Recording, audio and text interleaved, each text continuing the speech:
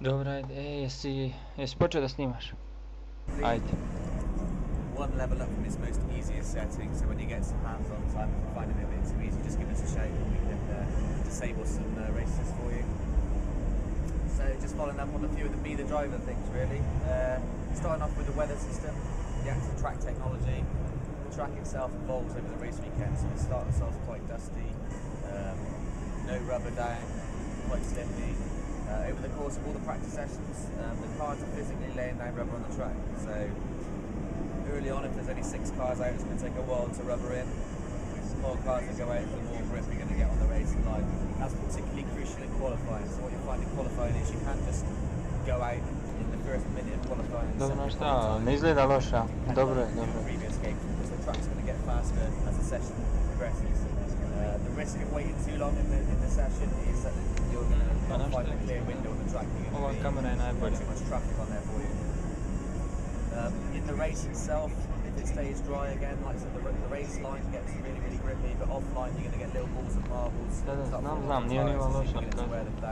That's going to be really simple, really effective handling.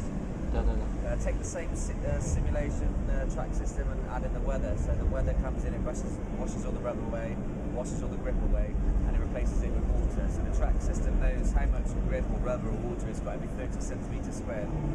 So these cars are physically coming along and they're displacing that water from the track. These tyres are sucking up 80 litres of water a second, displacing them out of the way. So when the rain starts dying down a little bit, you'll get less puddles, you'll start to get a drying line form. When a drying line forms, these tyres that Steve's got on at the moment are full wet, so they're going to start to burn up. So you're going to have to come offline and cool your tyres down in the puddles, or come into the pits, change to intermediates, change to slicks. In the wrong conditions, those tyres are going to take a little bit longer to come up to temperature, and obviously if you go on to the wet stuff with slick tyres, you're going to start to lose control fairly quickly. So all of that system's all tied into the car handling. You can of course turn that off and just have the visuals only, but everything we've done, we've tried to theme and tie it to the car handling where we can. Car handling itself is taken from Grid and Dirt 2, the Ego system that powered those games, but we've invested a lot of time into rewriting the parts and bringing more simulation aspects to F1. We think as a sport it lends itself much more to that type of handling characteristic. All the teams give us CAD information, wheelbase lengths, ride heights, weights of their cars, all the numbers. So when we rewrote them, we've rewritten the tyres, the suspension, the aero, the engine, we've rewritten just about every aspect to some degree. It means that we can dial in these real world numbers, and there's slight behaviour characteristics between the different teams. McLaren, for example, has got the F duct, you can see there on the front left nose cone. That's not available as an in-game control, but it's automatically built in, so this car is naturally the fastest car. It's got less drag in the straight line.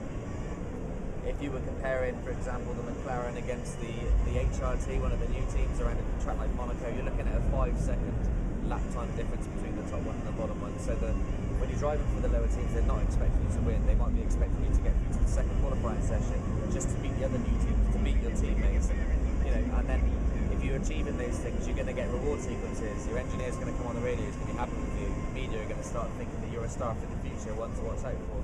The other teams are going to begin to get take more notice if you're doing those type of things. On top of all of that, it's the AI. So we've trained our AI with some behaviour characteristics. They'll naturally know how to defend their line when someone's coming up to overtake. They'll begin to break the toe if Steve's slipping in behind the slipstream, or if Steve takes a particularly bad exit out of a corner, they'll pounce to attack.